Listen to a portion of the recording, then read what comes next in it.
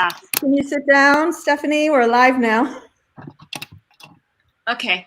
Hey, everybody. It's Lindsey Baker right here now on Rescue Stories. Thank you for joining me every Saturday morning at 10 o'clock, where I will be bringing you rescue stories and different individuals who do rescue, obviously. So let me let you meet my three amazing guests right now. We have Stephanie Blake. Hi. And Stephanie does doggy rescue with the LA County shelters, and she also has her own business, Steph's Happy Dogs.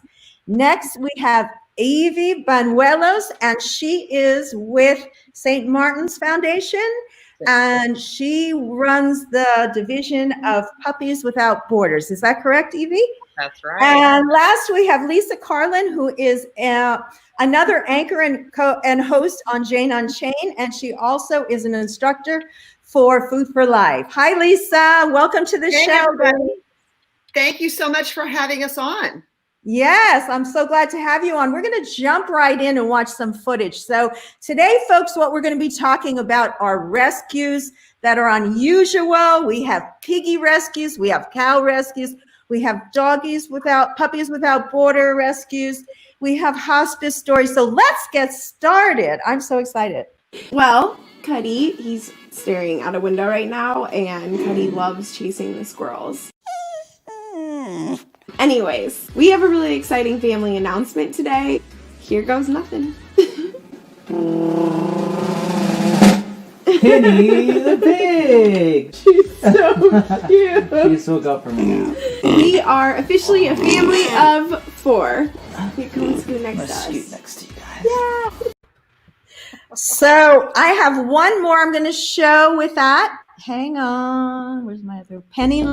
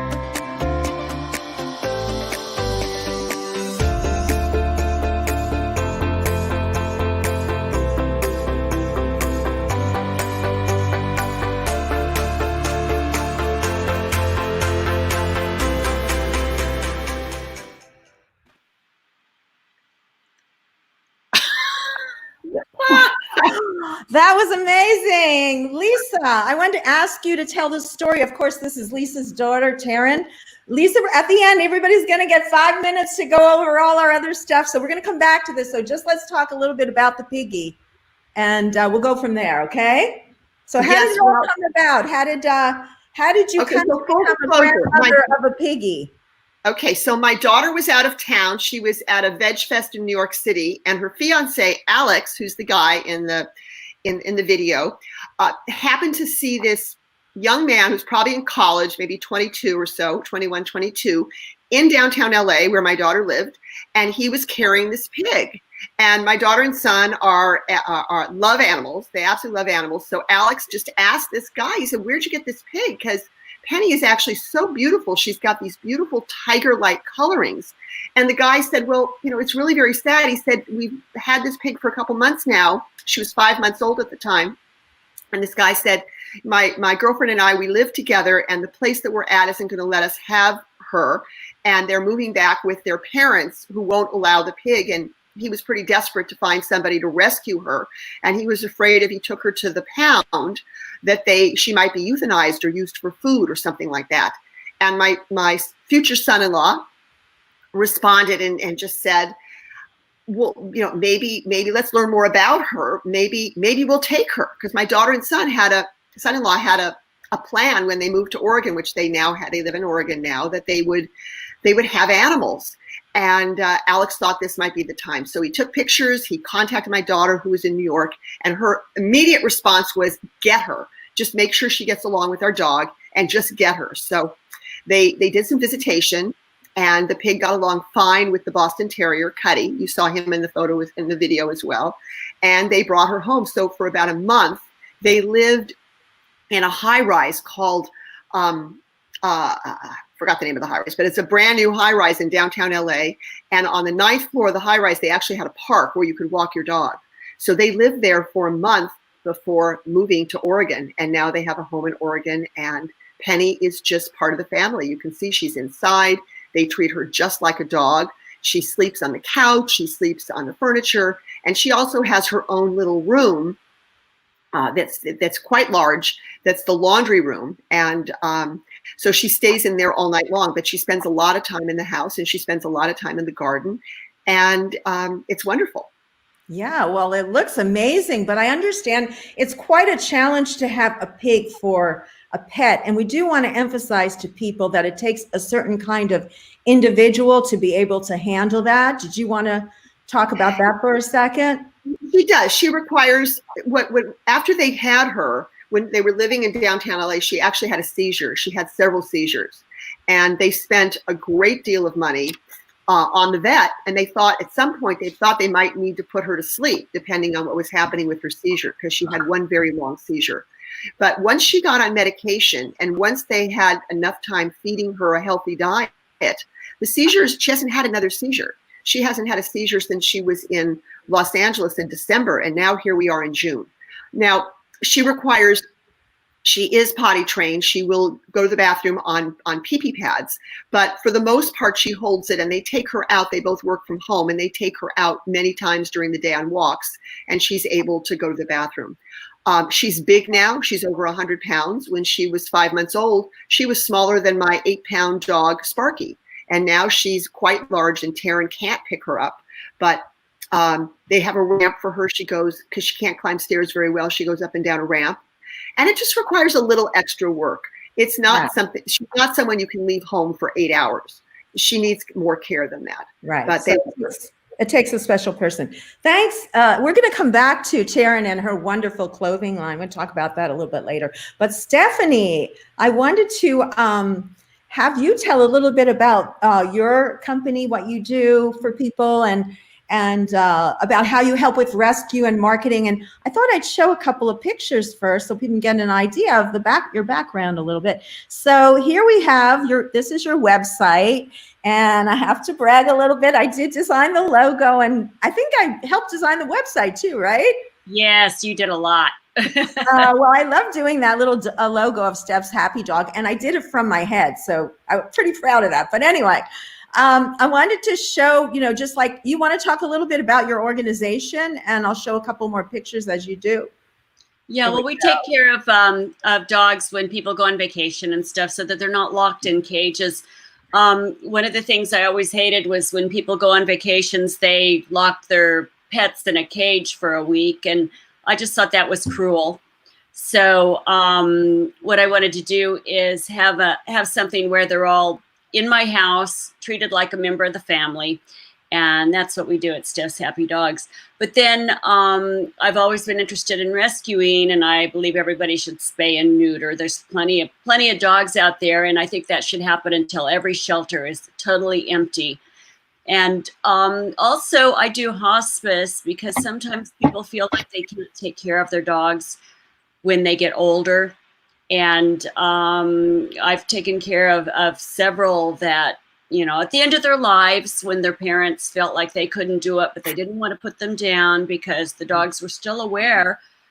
And Yeah. So they stayed with us, and I fell in love and took great care of them till the end. And then I had the sad job of being with them. Oh, well, that's a wonderful thing that you do for them. That's just amazing.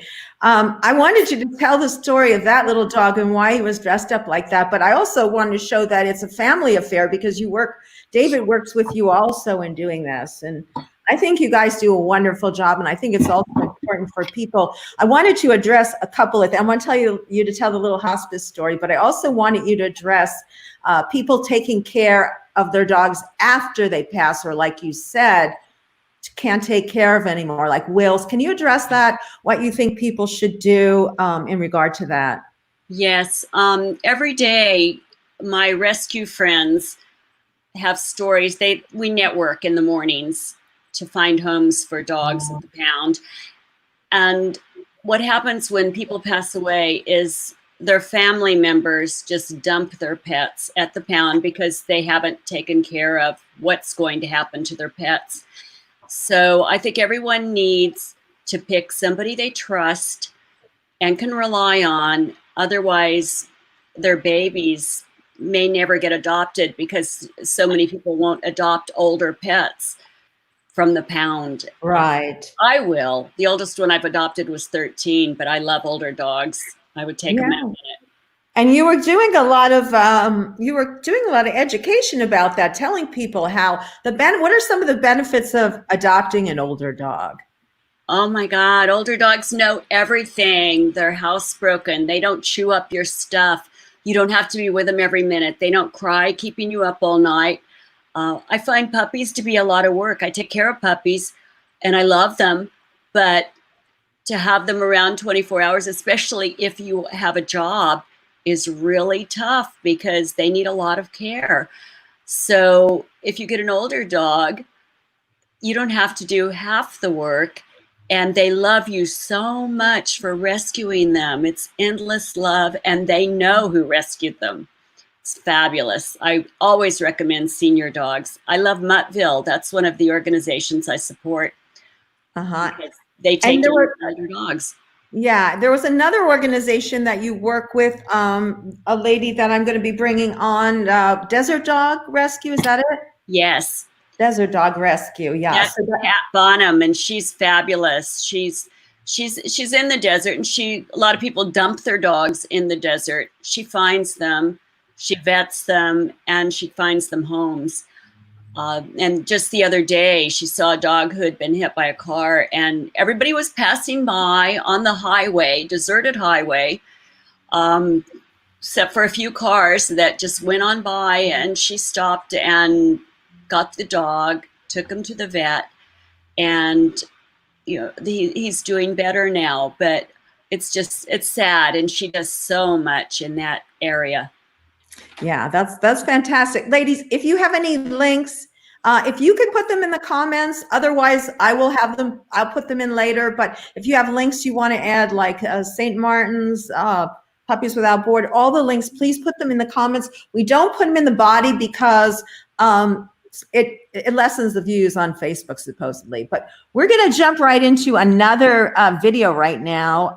Evie, I'm going to have you talk about Puppies Without Borders. Sorry, I'm having, yes.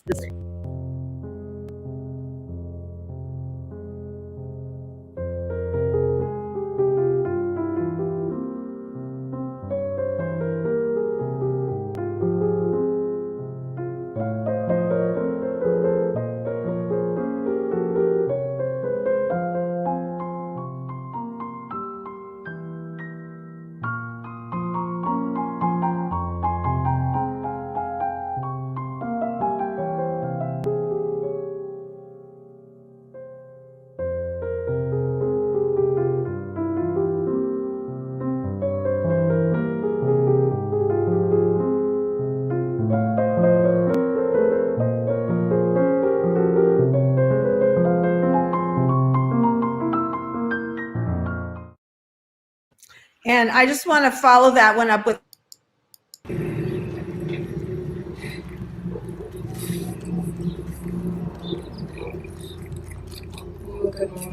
You're a good mom. You are. You're very sweet. No, don't come over to me. It's okay. Let them keep eating. Let them keep eating. That's a trash bag. It's trash. You're a good girl. You're such a good girl. Look at that waggy tail. You're a good mom.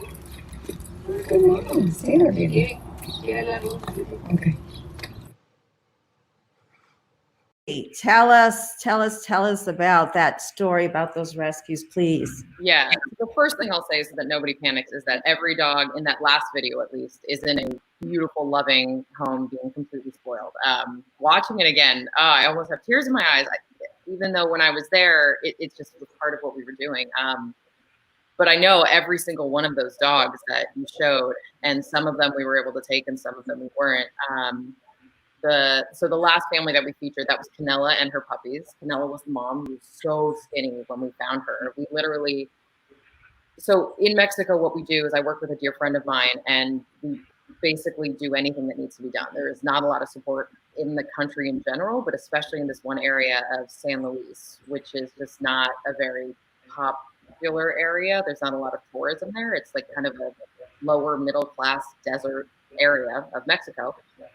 So we're kind of it. And there's a few people there who want to help, but there's not a lot of money. And it's culturally not really a thing to help dogs when, you know, you can barely help yourself. Well, we don't want to direct right. things to any cultures, but there's a lot of cultural sensitivity that we deal with when we go there. And part of that, for example, that dog that we found, Canella, we were bringing back a dog who a man had allowed us to fix for him, and we were bringing it back to his home. And I just saw this puppy just on the street flopping over. So we went to investigate, and we find these 4 puppies and the mom. And the neighbors told us they belonged to this house, but it wasn't really clear. So we literally just waited there for a couple hours, and we all agreed we couldn't just take them. So we had to wait, and we had to talk to people. They came back finally.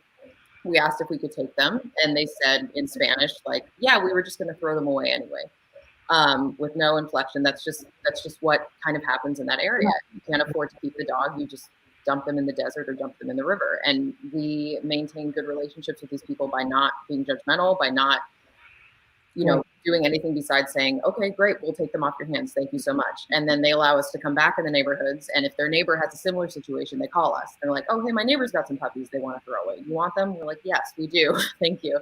So that's how we ended up with those puppies. And of course, watching the video earlier for the senior dog that you were showing us, it made me realize, like, we are never faced with having to choose seniors over young dogs because we never find seniors.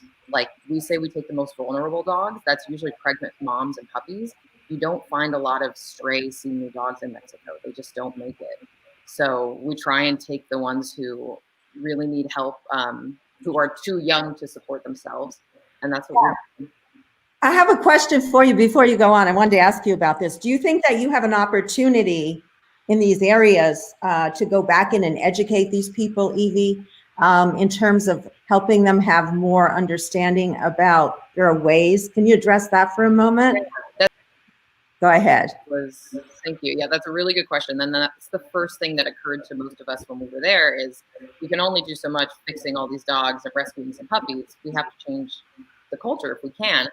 And Sky, the founder of St. Martin's, and we generally always go back to this belief that if you want to change minds, you start with the kids, because adults are pretty set in their ways. I'm a full-time music teacher, and working with kids is the best way to spread hope, to spread compassion, and teach love, because a lot of adults are just, they were raised a certain way and that's how they are. So we're hoping to work much more in that area, going into schools, having Spanish English literature that can be given to different kids of different ages, so that idea, oh, that's Simba, on his birthday.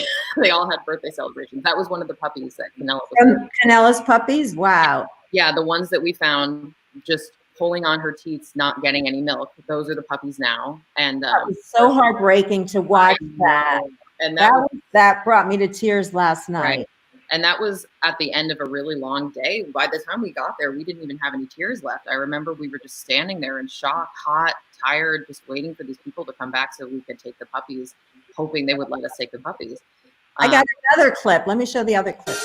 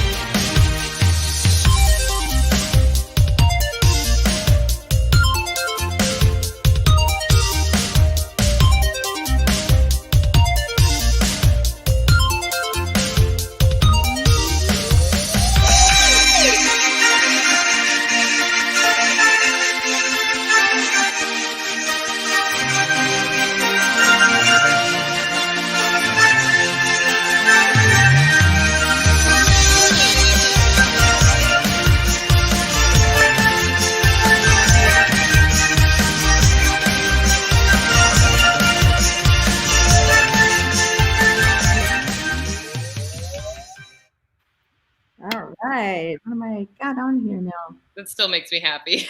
A lot of those puppies that we rescued ended up with good friends of mine. So Nara was the black shepherd looking dog. She ended up with one of my coworkers, Rick, and his wife. And then there was Looney and Paloma.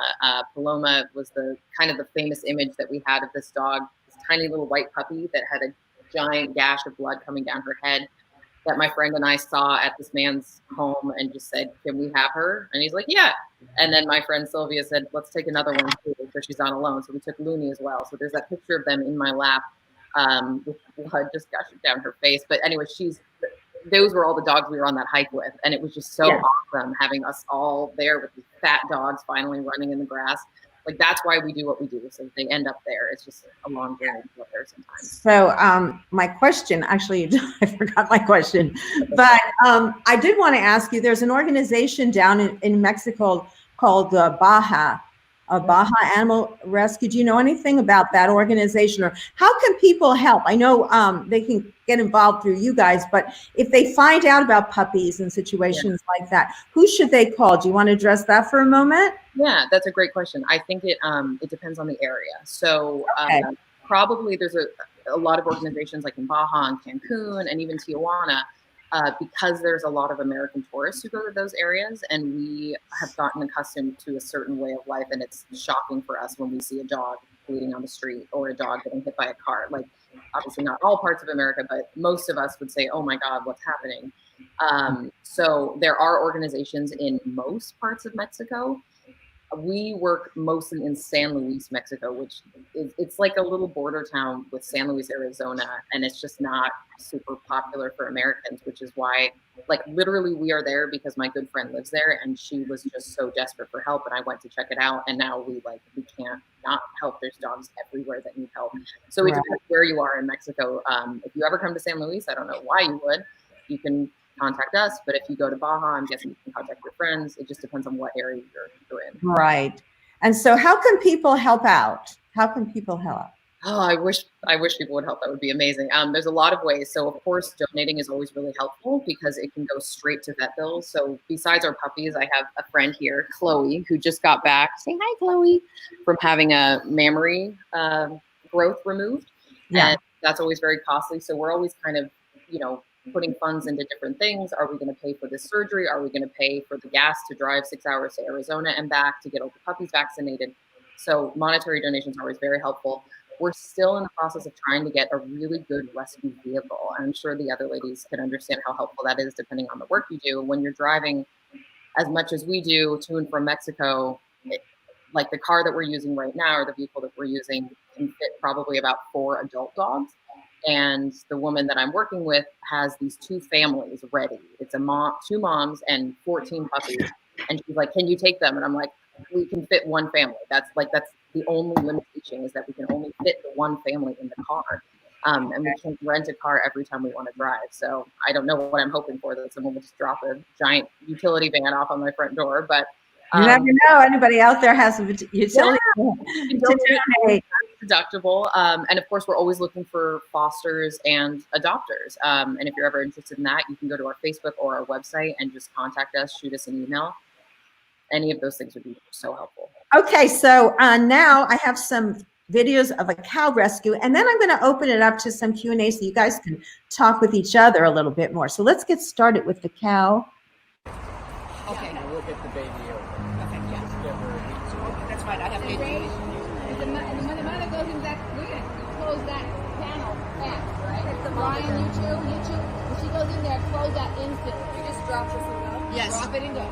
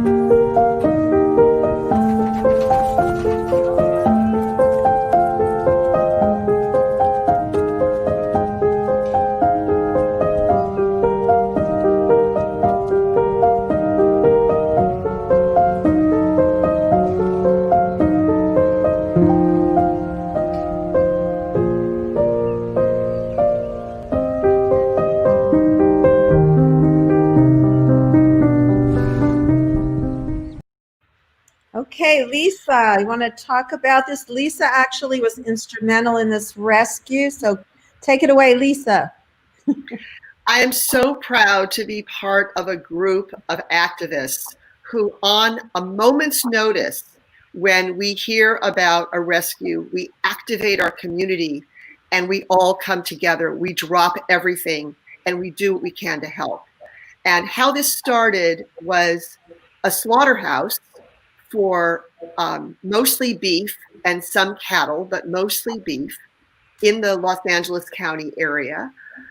The owner of that slaughterhouse does not want to kill babies.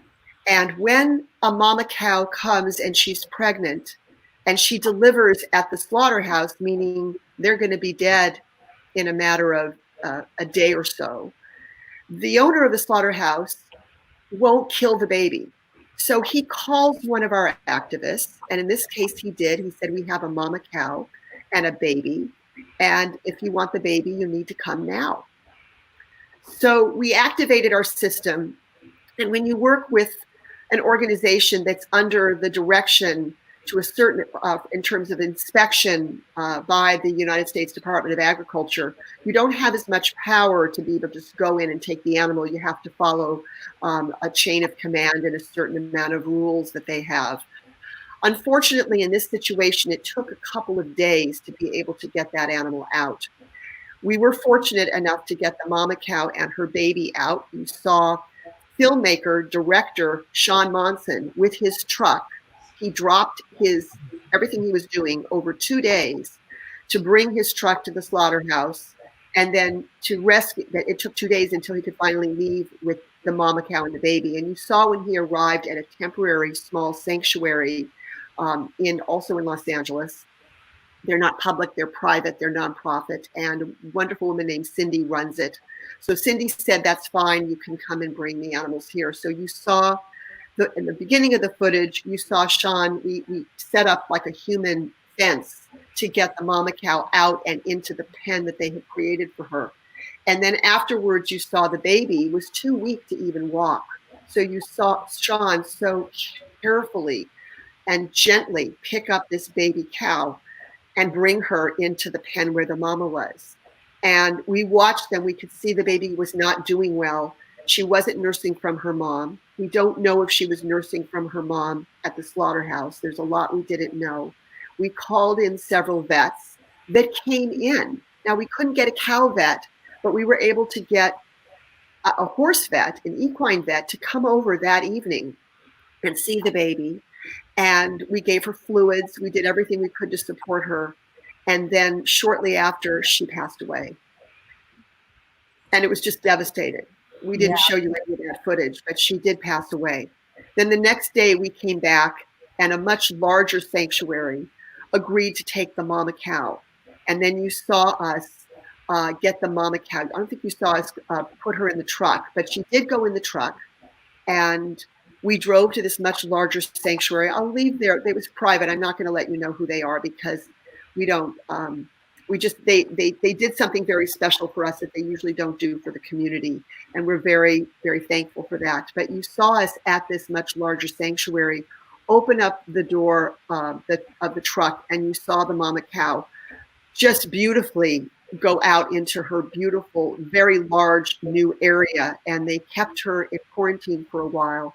And they tried to reunite her with a baby cow, not her cow, who lost her mother. But they weren't able to get them to nurse from one another. But right now, that mama cow is thriving, and she will never be used for meat. Wonderful. It was really hours before she was going to become steak, hamburger, meat that people will eat. Sorry, I need a tissue. And now now she's living out her life in peace. And we want to thank all of the incredible activists, Karen Snook at Kindred Spirits Care Farm, many of the volunteers that work with her, Sean Monson, Simone Reyes. We were just thrilled that everybody came together. We did this over 2 days to be able to get the mama cow to safety. And we brought amazing thing. With us. Thanks so much for sharing with us. I really love that story, and that was just amazing to watch. And it's so sad that the poor baby calf didn't make it. But I mean, you guys did every possible thing you could to make that happen.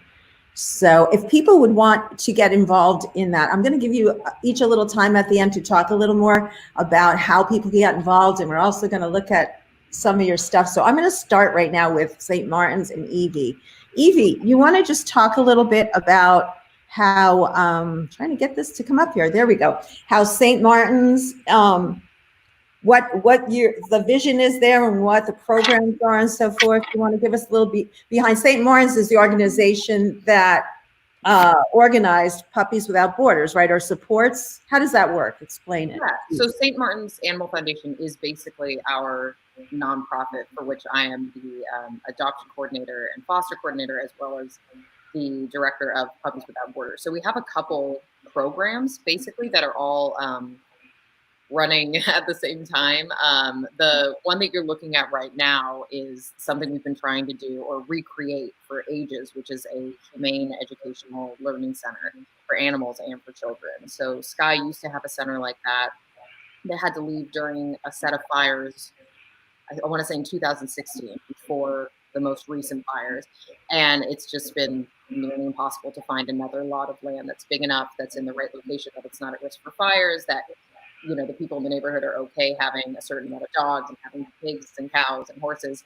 But we really want to get kids involved because, like I said before, we believe that if you go to the youth, not only can you change their life by providing them with like opportunities and things to do after school, especially youth who may not have a lot of things going on after school. They just go straight from school to the Burger King down the street, or they go home and nobody's there. There's not always good options. So our dream was always to have a big center where we can actually take, rescued animals and not have to say no when people ask us, can you take this dog? Can you take this cat? Can you take this pig? And if we have nowhere to take it, it's like we're scrambling. I'm sure the other ladies understand that. And have a place where kids can come and help the animals and learn and be compassionate and not bully each other so much and, get a different perspective. So Stephanie, what do you think about, what are some of the ways people can help lower the population? And don't you ladies agree that the key to all of this is to lower the population of these animals in the case of dogs and cats? And I know, Steph, you work a lot with rescues, as we said. What are some of the things that the rescue people you talk to say would be great that could happen possibly, that would help? Well, of course, the spay and neutering. And instead of going to breeders to buy dogs, go to the pound and adopt. There's any breed at the pound. That's the part that's so frustrating to me, is why people go and pay thousands of dollars to buy a certain breed. And every morning we network and I see every breed popping up, and not just older dogs. I see puppies, Maltese puppies that are dumped at the pound because somebody didn't know a puppy was a lot of work to take care of. So instead of going to breeders and backyard breeders especially, I still hear about people flying in dogs from the Midwest that have been in horrible puppy mills. And luckily Missouri's closing down a few now, but they're famous for, that's where I'm from, Missouri. They're famous for the puppy mills. One of the puppy mills that got closed down had areas for water and food. So nobody even had to go near the dogs for a week at a time.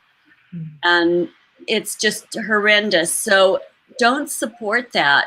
The important thing is to go to the pound, pick a dog. They will love you for the rest of your life, for the rest of their life. And then you save one. And fostering is so important. For people who don't think they can make a lifetime commitment to a dog, if they just foster, that will help save a life. So I'm always telling anyone who's looking, please do this first. I had a phone call the other day from a lady whose daughter wanted a cockapoo. And I'm going, look at the pound, and I can find them. I see them all the time. Lisa, did you want to say something? In regard I'm sorry, what was your question? Your sound broke up. I was saying, did you want to add something? You look like you had something you wanted to add. No, I'm just, I watched that video and it makes me, it puts me in a certain state because we worked so hard to accomplish that. And it was a combination of elation, knowing that we were able to rescue the mama and the baby cow, and then the extreme sadness because the baby died. But then again, we were happy that we had the mom that is now transferred to another sanctuary where she'll live out her life. Right. I just think it's important to support for the people to realize that we have no way of making money on these. These sanctuaries have to fundraise. So Kindred Spirits Care Farm was a big part of that rescue. Love Always Sanctuary was a big part of We're actually going to get into this a little bit later. The question that I was asking was in regard to what Stephanie was talking about. I know that you had worked with puppy mills before. Last year, I knew you were working on an initiative about puppy mills, and we're going to talk about everybody a chance to do all their recognition of plugs at the end. So you'll have a chance. So Assembly Bill 485 is the Pet Rescue and Adoption Act. And I had the extreme privilege of working with the people at Social Compassion in Legislation. This is a nonprofit organization run by Judy Mancuso and a very powerful, hardworking board, including Simone Reyes and Katie Cleary and a bunch of great board members. You can go to socialcompassionandlegislation.org. We passed a bunch of bills relevant to puppies. We banned puppy mills. We kicked puppy mills out of California. And when Governor Brown signed that bill before he left office, and that bill went into effect the following year. Now, there's a few puppy mills that have managed to persist and call themselves rescues, because the only way that you can get these animals are either through a shelter or through a certified rescue. So some of these puppy mills turned into, they tried to come off as certified rescues. And even this past week, animal rights attorney Brian Peace in San Diego was very successful at bringing forth legislation to show that at bringing forth enacting based on the legislation that these puppy mills, these so-called puppy mills / certified rescues, were not really certified rescues. They were puppy mills, and it's my understanding now they're banned. So if anybody sees a puppy mill, let us know, because unless we're advised, sometimes people will continue to do this. But right now, it looks like these 4 remaining puppy mills in San Diego are now out of business. But we're very, very happy to do that and to let the public know to adopt, to adopt and not shop. Okay, thank you so much, Lisa. Evie, what would you like to add on that? I know I saw you reacting to what Lisa was saying about puppy mills, and I know that dogs are your focus. So do you want to add anything on that? Yeah, obviously these women are doing amazing things, and we try to as well. Obviously spaying and neutering is a great thing to do. I definitely have some opinions about how the shelters are run sometimes, because so when we do adoptions, I as the adoption coordinator have interviewed so many people and done so many house checks. And the reason that we do that is, I'll just give you the big secret. I'm getting to know people to decide whether I would trust them with a dog. It's that simple. And whether they would treat a dog the way that we want a dog that we just rescued and spent thousands of dollars on and took from like horrible conditions. Are we going to give this dog to someone who we're like, about? No. And what's frustrating to me is that the shelters, not anyone in particular, but just the way that it's run. And I hope maybe actually I'd like to ask Lisa later how you get into legislation to change laws. Shelters don't do home checks. They don't really do interviews. They talk to you and they're like, can you pay the fee? Okay. They might ask you, do you rent? Do you own? Are you allowed to have a dog? And you're like, yep. And then a week later, sometimes they'll come back and say, actually, my landlord won't let us keep the dog, and the dog comes back. Or my least favorite scenario is 12 years later, they come back after getting a puppy that there was a line of 10 people who wanted this puppy. They come back 12 years later, they drop it off. They're like, yeah, we're moving. Or we got another puppy. They didn't like each other. And every time I see that posted on Facebook, I think if they had given us that puppy, it would be in the best home with the most loving people until the day that it's ready to go. Right. But I don't know what can be done about that. It's just frustrating. So yeah, people spay and neuter your pets, come to rescues, go to shelters, but also if I may say, don't be that person. Don't be that person that isn't the best dog adopter out there. Treat your dogs like family. Don't go get one because you're bored. Don't go get one because you feel like it. Go and make a lifetime commitment. Don't get one, see if it works out, and then drop it back off at the shelter. Just don't be the type of person that we have to interview that I would think, you might not be the best person to own a dog. And if you're a person, that's okay, no judgment, don't get a dog. Right. Yeah, you have to. It's a big commitment. Yeah. So I'm going to just give everybody now 5 minutes. I'll start with you, Evie, because we're on you. And just talk about St. Martin's, Puppies Without Borders, what you would like people to know or do, whatever you want to say. Go. Thank you. Okay, I would love for anybody who's interested in this to get involved. Like I said, we're super open to having more volunteers, more fosters, more adopters. And this is a difficult project. You know, if we were ever to be lucky enough to find someone who lived in Arizona or in San Luis, Mexico, which is much, much closer than we are here in Los Angeles, who could help with just contacting people, with driving, that would be incredibly helpful, because so far it's me and some other volunteers who are willing to make the trip.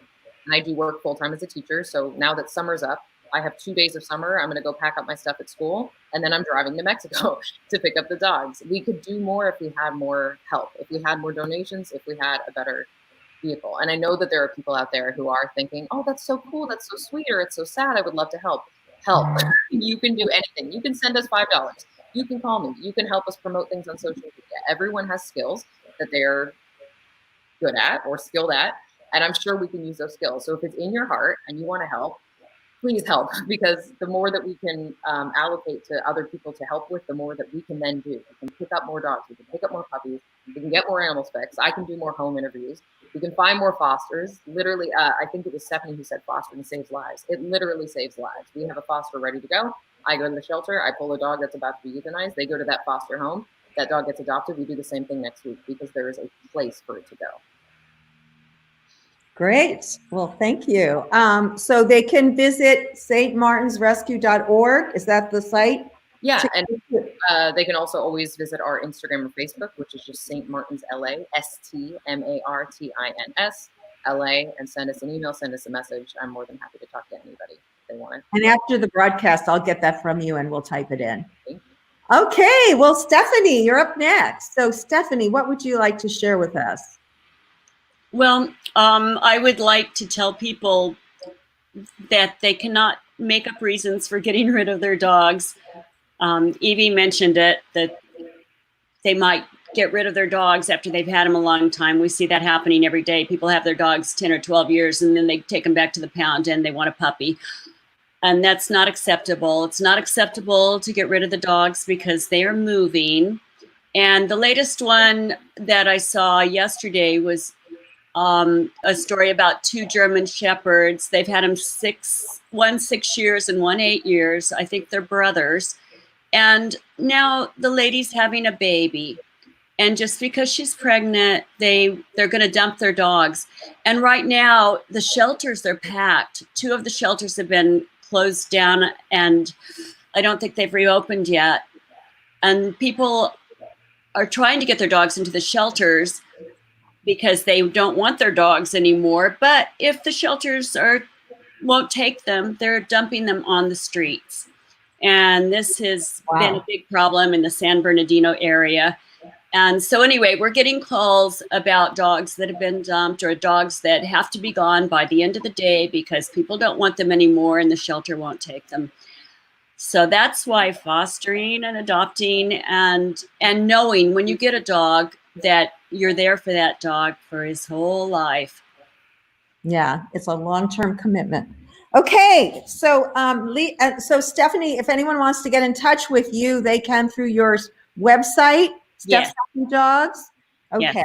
Great. And Lisa, you have a wonderful story about. I want to show Taryn's business here, your daughter, who does this activism at the same time that she has her own business, and it's designing T-shirts with messages. Is that what? Would you summarize it like that, or clothes? Yeah, she calls it activism apparel, Right. And sometimes just wearing something, everything is very subtle. If you see on the screen right now, they look like lungs, but the lungs are made up of fruits and vegetables. And it says, "You are what you eat."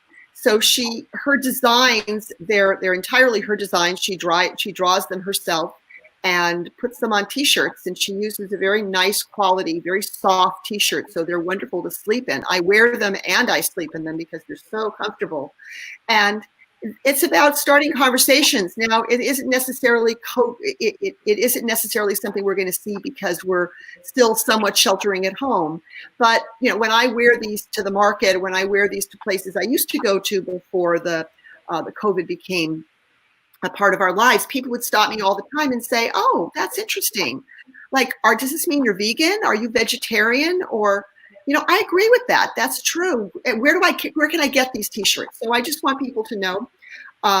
My daughter was, I think, born to be an activist and a designer, and she's expressing that through her beautiful t-shirts. She has ones that say, "If looks could kill." She has another one that's a takeoff on the Mick Jagger Big Mouth that says, "Eat your veggies."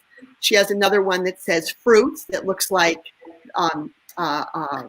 Friends. It's sort of copying and that. Everyone can go to her website. Can you name her website to check them out? Her website is Vegetarian. Her name is actually Taryn.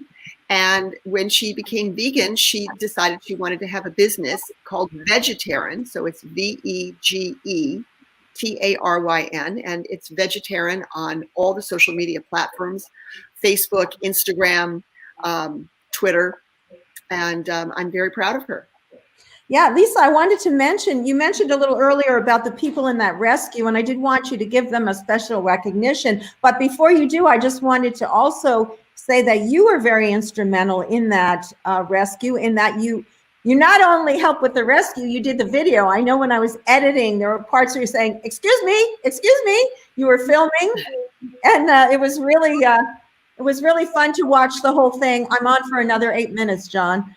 So, so anyway, I just wanted to acknowledge you, and then please talk about Sean and all the others that were instrumental, and Karen, and let's put her link up as well. So go ahead. Right. Well, this rescue would not have happened without one of the activists being called by the slaughterhouse. And then once she got the call, then she reached out to all of us. I'm going to leave her anonymous because this is something that sort of happens behind the scenes. Right. But then she reached out, this person who was called by the slaughterhouse reached out to all the activists, and literally we just sort of jumped to position. It's like, okay, this is what we're doing today. Can you help? Yeah, I can help. I had things planned. I'm going to change my schedule around. And this could not have happened without activist, producer, writer, director, Sean Monson, who has a truck. And he's a big guy, so he was actually able to pick up that baby calf and carry her. And he spent 2 days. So, and you want to mention the movie that I know everyone in this audience probably knows, but so if you've seen, he's responsible for making so many people go vegan. He is the writer, producer, director of Earthlings, which came out about 11 years ago and has now been repurposed. If you go to Earthlings.com, you can watch the film for free. I recommend you don't watch it with small children because it's a difficult film to watch, only that he went into slaughterhouses. He actually shows real footage. Nothing was staged for his film. He's a documentarian, and that's what he was able to do, document what really goes on. And when we see how the animals that some people eat are treated at the end of their life, are treated during their entire lives, and then how they die at the end of their lives, it really makes, I think, any compassionate person question their choice to eat meat, eggs, and dairy. Sean produced Earthlings, and then a few years later, he produced another film called Unity, in which he has 100 actors, and 12 of them, I believe, 12 of them are Academy Award winners. They are all the narrators in Unity. I highly suggest that you download the film. You can get it from all the major streaming platforms, but you can also get it from Earthlings.com. And he's made several other films. He worked on Dominion. He was an instrumental person in the film Dominion, and he's got other films in the works. So, big shout out to Sean Monson and his entire team. It's Bobby Sood, who's another activist who is very instrumental in gaining footage. Amy Jean Davis with Love Always Sanctuary and the LA Animal Save movement.